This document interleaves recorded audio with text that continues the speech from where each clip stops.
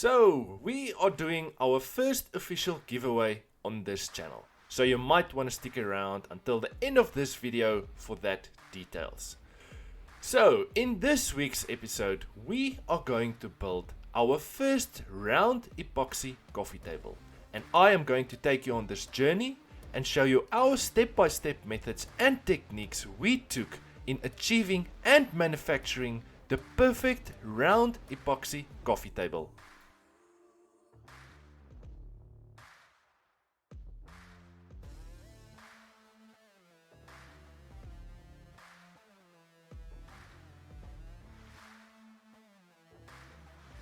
So, starting this week's project off, I am going to start to cut my white melamine sheet down to its final size. Well, like I always say, don't cut your mold and don't build your table down to its final size.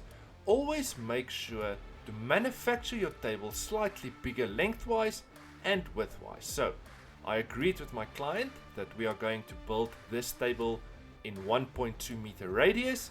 So I obviously made my mold 20 millimeters bigger. This is just going to make sure that you leave room for error if you're going to make a mistake somewhere down the line. And I do want to share with you guys, this is a new jig I bought from FESTOOL.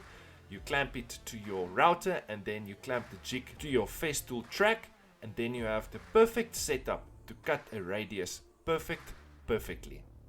And the specific wood we like using in building our molds is called white melamine. And the reason why we like using this wood is it's got a melamine sheet on the chipboard.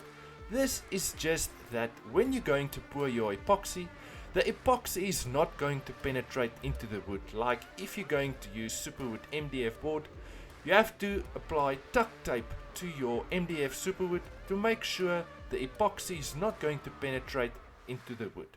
So we just like using white melamine sheet, and we're obviously going to apply wax in the steps to follow to make sure that your epoxy is not going to bond to your wood.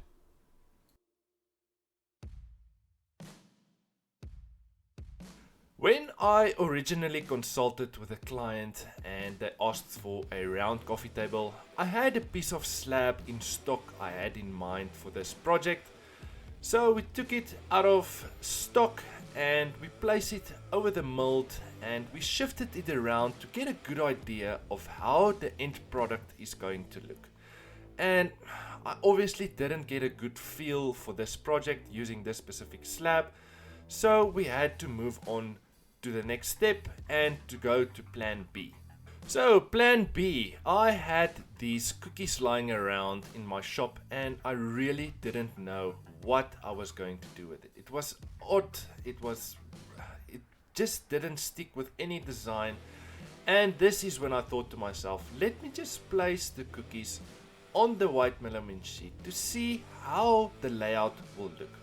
And I shifted them around, turned them around, placed them in different positions until I got the perfect layout for this project.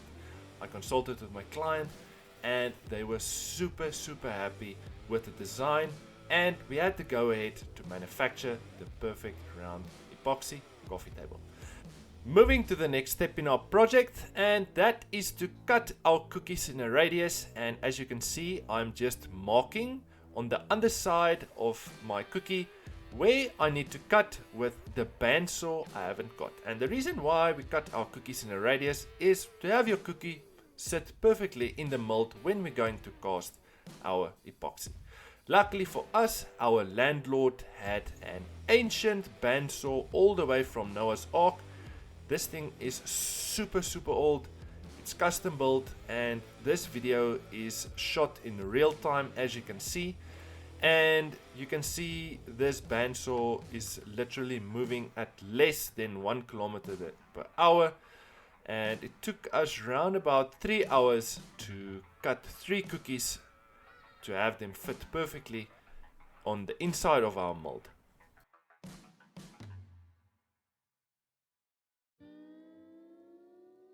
Just want to take this time quickly to thank each and everyone for supporting the channel this far. If you want to contribute to the channel and if you want to help us grow, Make sure you like this video, subscribe to our channel. It honestly just helps us to produce future content. Thanks guys.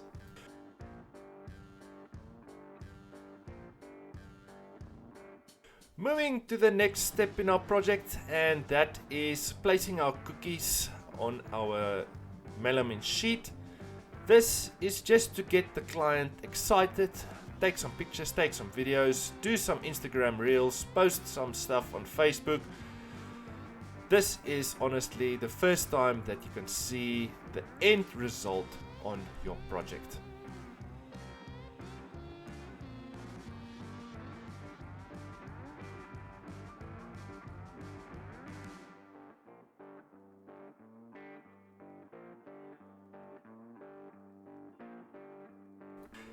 Next step in our project, I used some plexi plastic for the side panels on my mold.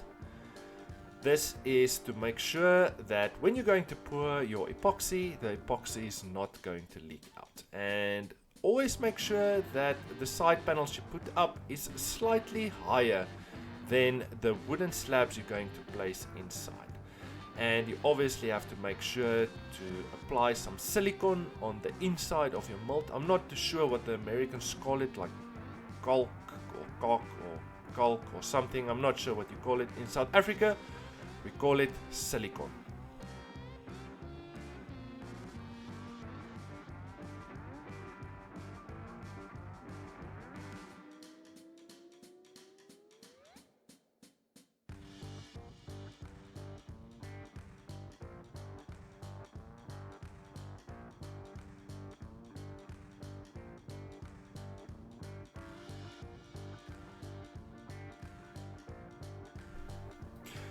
Next step in our project is to make sure to remove all the dust, the bark and softwood from our wood. This is to make sure that the epoxy is going to stick to your wood and not to any loose materials that's going to be in the way, not to have a perfect bond between your wood and epoxy. Now there's a lot of tools you can use for this. We invested in this wire brush set. It's got small wire brushes, bigger wire brushes, and it's got all the odd shapes and sizes to get into all the little pockets to make sure you remove all the dirt and particles you don't want on your wooden slab.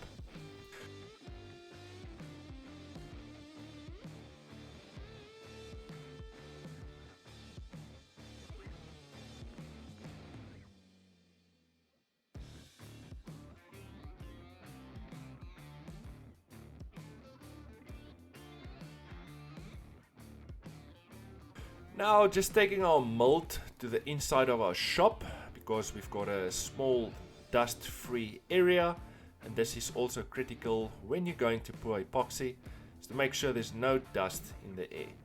This is the product I mentioned previously. I'm not too sure if you get this product in your country, but it's called ram wax. It's a wax you apply on the inside of your mold. It's to make sure that your epoxy is not going to stick to your mold. And you have to make sure to apply this product on the complete surface, on the side panels and into all the corners of your mold. Believe me, we had it before where we missed some spots, and it is not fun to remove the epoxy from the white melamine sheet. So now we are placing our cookies to the inside of our mold, and the tip I want to give you is when you're going to place your wooden slab into your mold, make sure to use an air hose and a clean cloth to wipe your wood off, because I saw it before where people place their wooden slabs to the inside of the molds and they don't clean their woods thoroughly. And when you're going to pour the epoxy, you're going to see the dust particles and small little bark particles float in your epoxy, and you're not going to be able to remove that once the epoxy is set.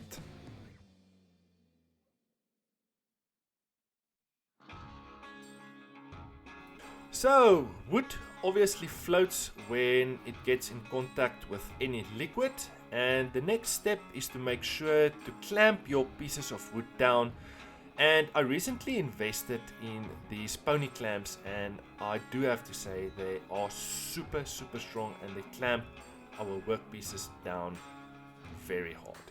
Next step, I obviously calculated my epoxy off camera, and the epoxy we are using is called Crystal 100. It is a deep casting epoxy, however we do not do deep casts because we've got our reasons, and the main reason is to reduce bubbles. We picked up that when we do more layers, we have less bubbles in our epoxy. Now just adding a few drops of black drop pigments, and we started off with 2 drops, and I'll show you the mistake I made now to follow. And just making sure that you stir your resin and your hardener thoroughly. And off camera we are using a wooden spoon to scrape the sides and the corners to make sure you have a perfect mixture of your resin and hardener. This is the mistake I made. I didn't check the epoxy before, and the 2 drops I added wasn't enough. As you can see, I'm going to stop pouring now, because you have to take a transparent cup, add a little bit of epoxy in to make sure that the color you're going to pour is perfect. Now I didn't do that, so off camera I did add an additional 4 drops, and as you can see on the top of the screen, the black color is much darker. And apologies in advance, sometimes when we record the battery goes off on the camera and I missed most of my pouring shots on the epoxy. But as you can see, another tip I want to give you in when pouring epoxy, find a small little ridge or wooden section on your epoxy to pour on. This is going to reduce bubbles. And don't throw your epoxy aggressively, make sure you pour slowly, and that's going to reduce less bubbles. And as you can see, I obviously did not seal my edges. Now there's a big boxing match in the epoxy world since epoxy tables started, is to seal your edges or not. And this is also something I want to share with you at the end of this video. We've got a epoxy online masterclass that we are selling. I don't want to go into too much detail now, but we basically go into full details on why we don't seal our edges, why we sealed it before, and why we're doing it the way we're doing it now. Next step is to remove the plexi plastic side panels, and as you can see, it removes quite easily.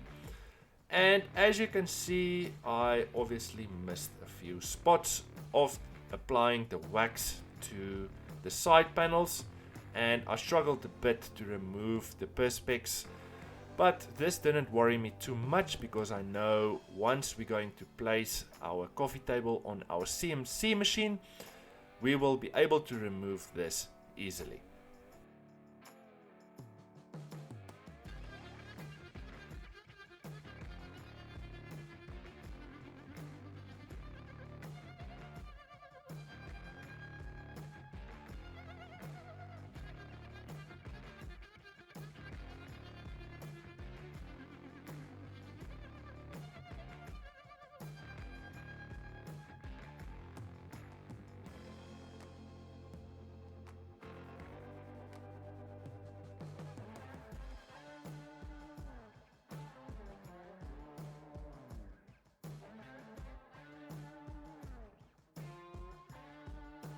Luckily for me, I did apply enough wax on our melamine sheet, and as you can see, the mold is removing super easily from our epoxy table.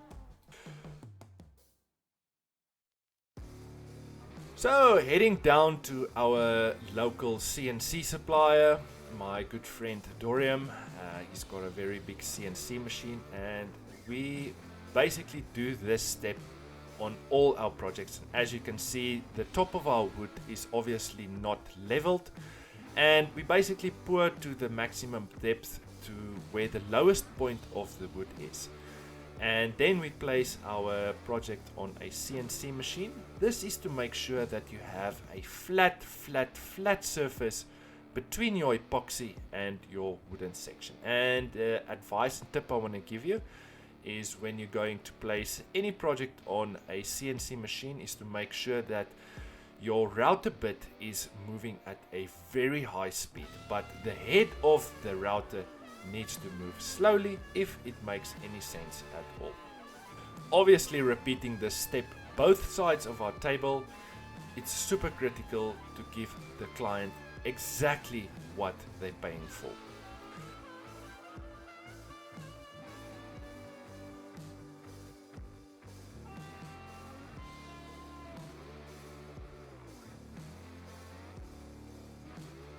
So after getting the center of our coffee table, we're using a flush trim bit at a very low speed to cut a perfect circle. A more perfect round coffee table than this you will never find.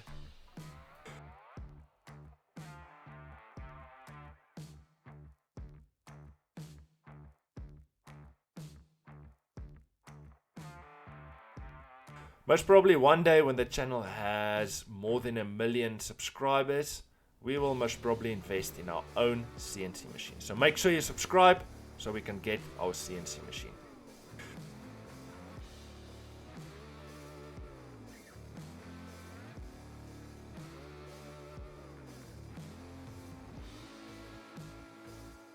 So taking the table back to our shop, and the next step to follow is to close all the small little cracks and holes. So for this specific project, these cookies was extremely dry, and just cleaning all the small little pockets, cracks and holes with my air hose. That's to make sure that when I'm going to apply epoxy to fill all the cracks and holes, that there's no dust particles inside the cracks and holes I want to fill. So normally how we previously do it is we've got a quick set epoxy called Crystal. You'll see the steps to follow. But for this project, for some reason, we had so many cracks and holes we had to fill. And I ended up just mixing a small batch of epoxy to close all the cracks and holes on our project. And the reason why we don't close only the cracks and holes is once you're going to close only the crack, the overflowing epoxy on that crack is going to leave a stain. And as you can see, I'm just applying epoxy randomly all over where the bigger cracks and holes are. That's just to make sure that I give the epoxy enough time to go into the holes and cracks. So the way we previously done it way back at the beginning is we will only close the cracks and holes. And like I mentioned just now, is when you're going to sand your project down, the overflowing epoxy on that crack is going to leave a stain. It basically means that the overflowing epoxy is penetrating into the wood. And as you can see in this step that I'm doing now, is I'm basically coating my complete surface with a thin layer of epoxy. I'm basically staining my complete surface of my table. This is to make sure that the epoxy is penetrating into the wood and that I'm not going to have any stains when I'm going to start sanding my table.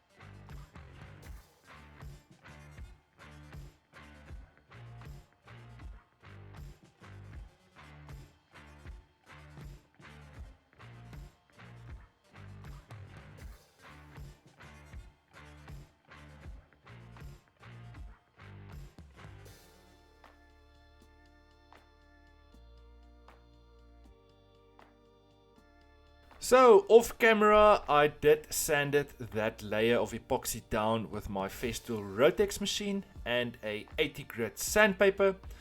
Then I'm going to move to my FESTOOL ETS5 finishing sander and I'm going to start sanding my table down with a 120 grit sandpaper. And the tip I want to give you is, I don't know, for some reason when we're placing a new sandpaper pad on our machine, we like sanding the epoxy section first and then we're moving to the wood section of our table. Don't ask me why we do this, we just like doing it. There's no really any reason for that, we just like doing it.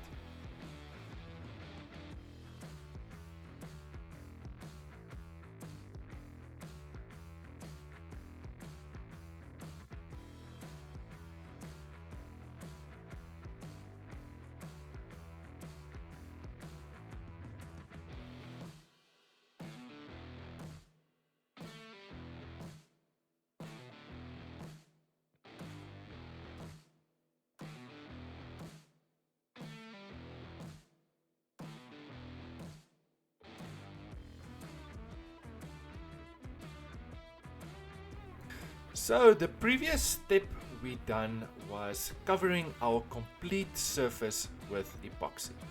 But you will see, when you come back the next day, some of those cracks and holes you filled with epoxy was full, and when you come back the next day you will see that the cracks will still have small little areas you need to fill with epoxy. This is absolutely normal. And the product we are using here is called Crystal UV. When it comes in contact with sunlight or any UV light, it basically takes like 30 seconds to dry. And this is one of the best products I ever came across. When you're filling your cracks and holes, the epoxy has no time to penetrate into the wood. This meaning that there won't be any stain on your wood. Now I'm just doing the final inspections and just filling the last little cracks and holes on my project to make sure you give the client what they're paying for. And yes, one of the most received questions we get on the channel is, do we repeat the same process both sides of our table? And yes, the answer is absolutely yes. Moving to the next step in our project, and that's by taking the edge off our table. Literally taking the edge off and giving our edge of our table a small 45-degree chamfer. That's just to give our table a smooth look. And this is our go-to on basically all our tables, and the clients absolutely love it. And also just want to mention that this little palm router from FESTOOL is the newest addition to our tool collection. It's an absolute must for any shop. We previously used the OF1400, which is nothing wrong with it, but what we found with the OF1400 is it is a quite big machine to router your edges. Sometimes when you get to the corner of a table, you will see that the machine will tilt slightly because of its weight. That's why we invested in a little palm router from FESTOOL. Absolute beast, and it's so mobile, it's so light, and it's so quick to router the edges on any table.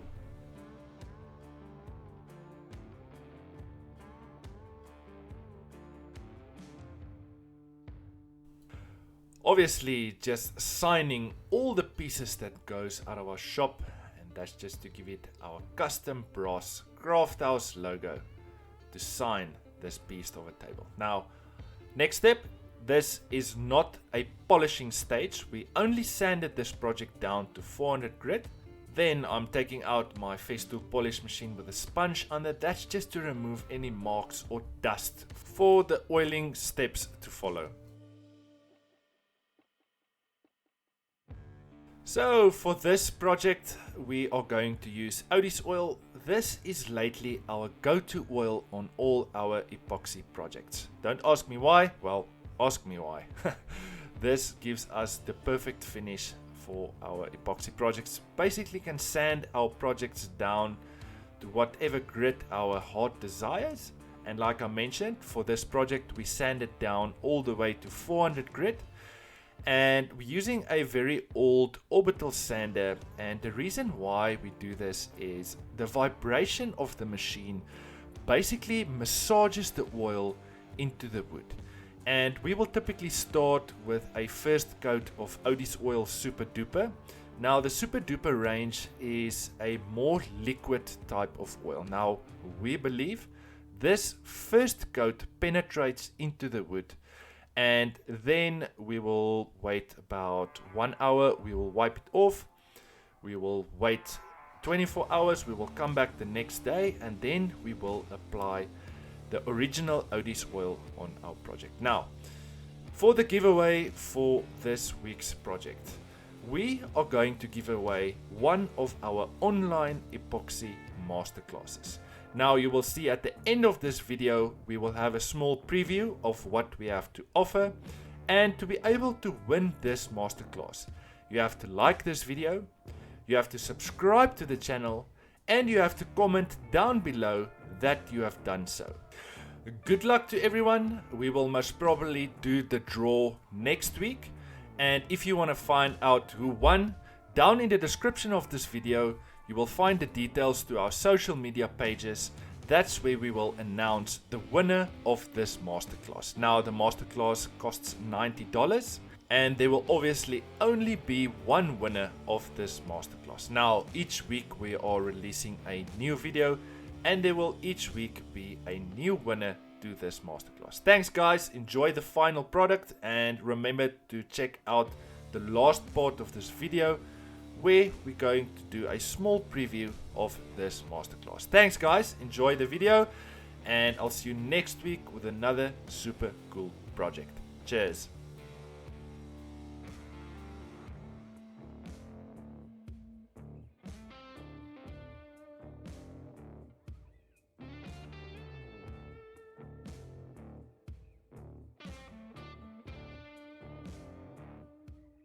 Welcome to this online epoxy masterclass. Moisture content.